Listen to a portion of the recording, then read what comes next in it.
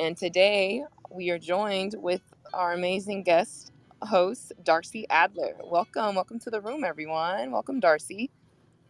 Thank you. I'm happy to be here. I'm seeing all my friends pop up. Everybody showed up for me. It's so sweet. I so awesome. We truly appreciate that so much. And we look forward to having Eley join us shortly as part of being a creative and as part of, working on set a little over time, a little kind of go with the flow and, just kind of hang in there with this. So, first off, I want to just say once again, welcome everyone. I see everyone in here, and I just want to thank you and appreciate you for being a part of this conversation today and tuning into our amazing chat. So, I want to start off with the same question that I normally ask Eley, Darcie, but I would love to start off and kind of ask you one, how's your week going? We've finally gotten to Wednesday, which feels like it's been forever, but we're here and it's hump day. We And are. hope Yes. that things have been going well for you and productive for you. But just want to kind of maybe share with the group, maybe a habit of something you've been working on or something like that's behind the scenes that's been really exciting. And then also, what have you been doing this week to help with your wellness and keep your wellness in check? One exciting but not good positive thing that I've been dealing with this week and last week, we had unfortunately some check fraud. And the only reason I'm bringing it up is because my IT guy told me the week before it happened, he said, this is going to be the year for fraud. So do everything you can to protect yourself. So that's one thing I would say to everybody. Go ahead and go into all of your passwords and change them and set up like I don't know what they call it, but when you have to, get a text message where you approve it before someone can sign into your account. Because this is going to be a crazy ride, guys. Oh no, that's interesting. I Yeah. wonder if they are projecting that to be like a season. I don't know if it's because it's post COVID that people are got used to not working and are looking to sort of not have to work and are looking for easy ways to make money. I don't know. I just kind of made that up, but Gotcha. that's what people are speculating, that this is going to be a big year Huh? for fraud. So sure enough, that's what happened. So we've been closing accounts and then opening new ones and shuffling the deck, and it's been a wild ride. But Jody Watson, my managing director, has been a huge help in that crazy ride. So I'm really grateful to her. Well, As so far as yeah, oh, go through all ahead. that stress. So through all of that stress, like what have you been doing to help keep you sane and not like stressed out and stay kind Yeah, of through it? great question. I have been walking and sprinting. That's kind of my new thing. I've been walking now for a couple years, and I have to get my walk in every day. But I've found that if I can get my heart rate up, I'm not like a runner, so I don't go for like a 4 mile run or anything like that. But I'll go on my walk to get my 10,000 steps, and periodically I'll sprint to get my heart rate up. And I find that that is a huge help with my stress load. Something about getting that heartbeat going and the breathing going, it really dials down that stress for me. So that's been great. And continuing with, I do a little yoga every morning. I do about 15 minutes of yoga. So it's just real quick, just stretching my body out, and about 15 minutes of meditation. And that routine usually gets me back to neutral. Good. That's good to hear. Sorry to hear about the fraud. I know that's a headache and can be very frustrating. Uh, Yeah, you it's been put, crazy. yeah, put things in place to help protect you. So good to know. Thank you for that heads up. Definitely making some moves to put things in place to protect myself. But this for me has been a hell of a ride. It's only Wednesday, and I'm like waiting for the week to be over. This week was actually kind of not every week is great, and I feel like I need a clone because I need to be at like 2, 3 places at one time, and it can be overwhelming. So honestly, I think one of the things for me that I did this week that was like my wellness was I had to cry. And I know that might sound weird, but sometimes just like a release to let go of all of the stress you feel, can Yeah, be helpful. absolutely. And I felt that feeling of like holding my breath because I'm, Mm. was carrying so many things, and just sometimes crying is like a sense of like just the sigh and the relief. So that to me was needed. And just say, you know what, just keep going. You're almost there. You know, just keep pushing through. So that's kind of was. Yeah, good for you. And I think it's so great that you're talking about that because I think so often we're all afraid to be vulnerable, right? We have so much we're working towards, and we're trying to be the best at what we're trying to do, right? In our individual creative paths. And I think it's sometimes hard to admit that we're struggling. And so for you to, talk about the fact that you were able to put yourself in a vulnerable place and allow yourself to cry and share that is pretty amazing, I think, and it can be extremely So without healing. further ado, welcome Darcie. Welcome, welcome, welcome. Please tell everyone a little bit about yourself. And then I really want to kind of touch in on some of the topics today and your journey to your wellness as being a creative and an entrepreneur for the over 30 years. Yeah, 30 No, years is not right. say It's a over, but long just 30 time. years. Yeah, a long, long time. It's like a little bit, it kind of kills me when I think about how long it's been going on. But yeah, so I started off this whole creative journey as a photography student. I was going to be a photographer. I went to a school called Portfolio Center. Some of you will be familiar with that. It was bought out by Miami School of Art a few years ago, so it's no longer in existence. But that is really where I got my footing and where I fell in love with our industry. I felt so lucky. I was not a good student in school. I was very ADD and couldn't get my footing.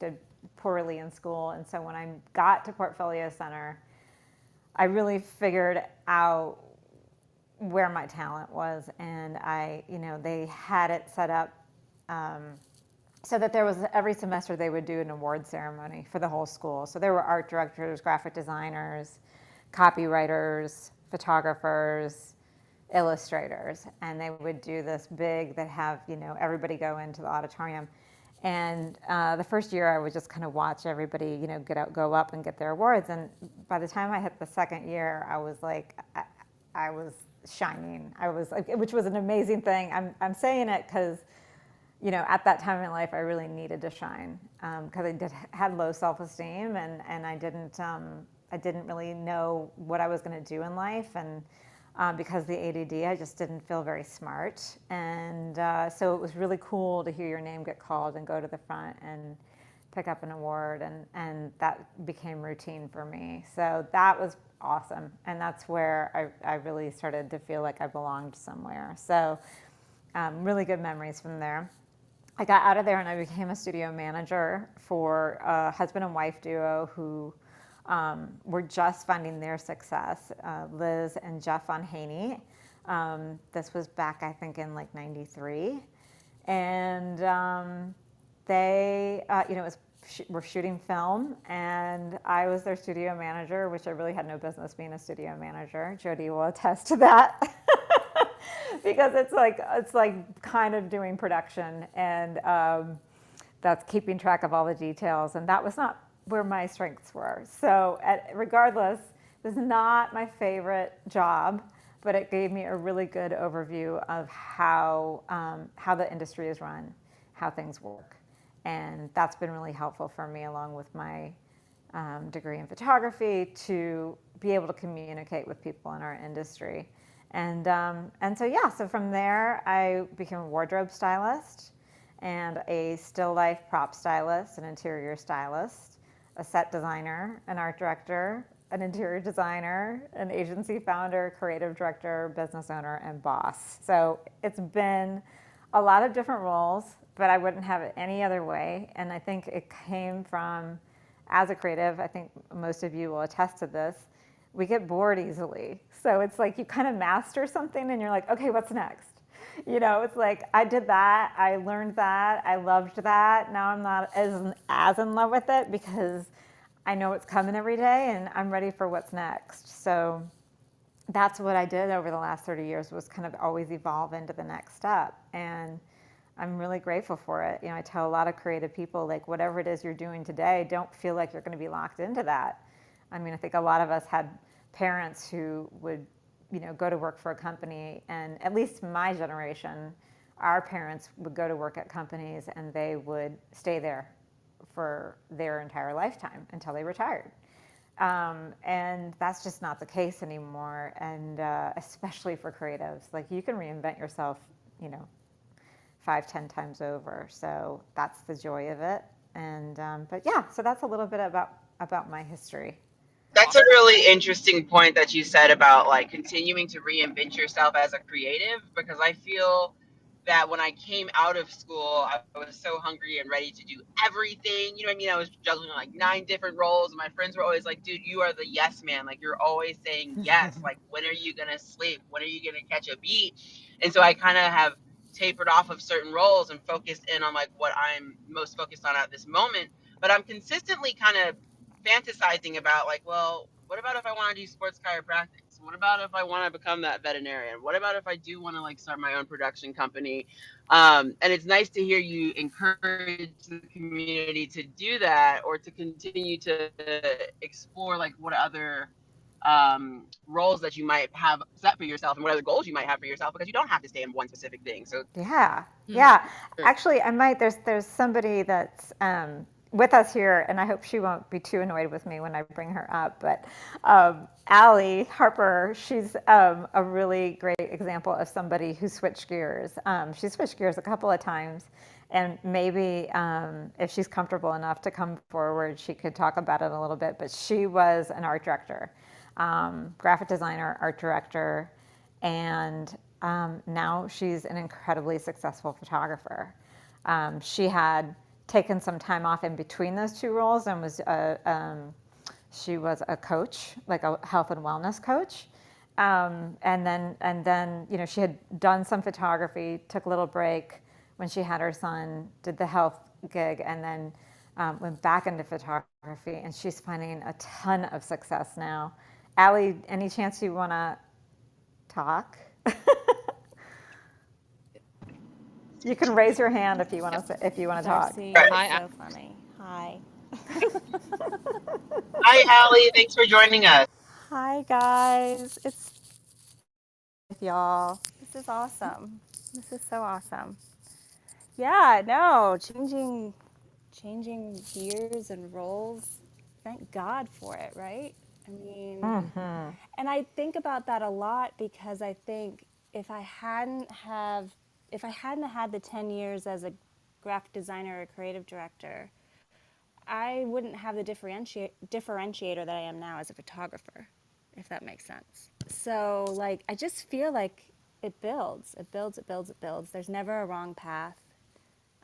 Even when I did the health coaching, I thought that was like ridiculous. I look back at that and I'm like, why did I do that for 2 years? It's insane. But then I know it taught me how to talk to people, it taught me how to listen to people in a better way. It taught me how to prioritize my health. It taught me so many things. So, yeah, roads that diverge are good. Yeah. yeah, It keeps that's us so true. sane. Speaking of, Yeah. Allie, when you yeah, for decided to go into being a health coach or into any of these number of roles that you've mentioned, did you completely say, okay, like I'm going into it 100% and I'm not going to focus on anything else? Or did you find yourself freelancing and juggling multiple different roles throughout those? That's a really great question. I'm usually an all in person. I have a really hard time otherwise, but they were a little more fluid. When I was a creative director, I was directing other photographers and sort of just found myself doing that more and more and then wanting to step away. So it went from, full time, this is what I'd be doing for the rest of my life, to part time, to then starting my own business. So it was gradual for sure. The other phase of the health coaching coming out of, doing photography and then becoming a mother, I would have to say that was more of a door closing and then opening, mainly because of motherhood. So I think you get thrown for a loop there. That was a little bit harder pill to swallow, to be honest. But, you know, the door opened back up when I was ready. So you just don't ever, you just keep it a little more fluid. Absolutely. I think that's awesome about keeping it fluid and just kind of going with the flow. There Yeah. was something that you mentioned about building and how everything you do kind of builds and builds and builds. I want to tap into the conversation about like building a career and how, as creatives, we feel like there's a particular peak that we're supposed to reach, that's supposed to make us happy, or a particular point or level where we feel like we've achieved something. And then what happens when you reach that level? How do you as a creative like decide to take the next step, or how to reevaluate your happiness to make the next move and to go into something else? So Darcie, I want to start with you on that question, because you have played so many different roles, and still, like, how did you kind of handle reaching different levels of different within your industry? Yeah, yeah. So I'm super goal oriented, and I think because I had those years where I was sort of so lost and not a good student and didn't really have a lot of self esteem. When I once I found my footing, I kind of got addicted to it, and it was kind of like, what's next, and how am I going to get there? So I love growth, and so that gives me a lot of joy. But what I did find is that I'd be so focused on sort of like that next goal that I would sometimes not allow myself to feel all the joy I could be feeling in the moment. And so I spent a lot of years sort of chasing after what was next. Mm-hmm. And that is one thing that I'd like to just sort of say as like the wisdom of a 50 plus 51-year-old. I'll be 52 next month. I really feel like I've gained some wisdom and just really in the last few years of how important it is to understand that we're all innately made to be happy right now here where we are, and to let ourselves be happy in all the ridiculousness of it, right? Like allow ourselves to find joy in the fact that we're racing home, if it's possible, right? If we're racing home from a tough job that we've been on for a week or two to do this clubhouse that we've created, this whole program that we've created, and we're feeling stressed and strung out, whatever. If we can stop and say, oh my God, look at me, what I'm doing, like, hey, at least I'm trying something new and I'm really spreading my wings, and be proud of yourself and find some joy in that crazy moment, because But wow, you're doing amazing things. I must say, Mo and Eley, you guys are doing amazing things, that right? Good for you guys.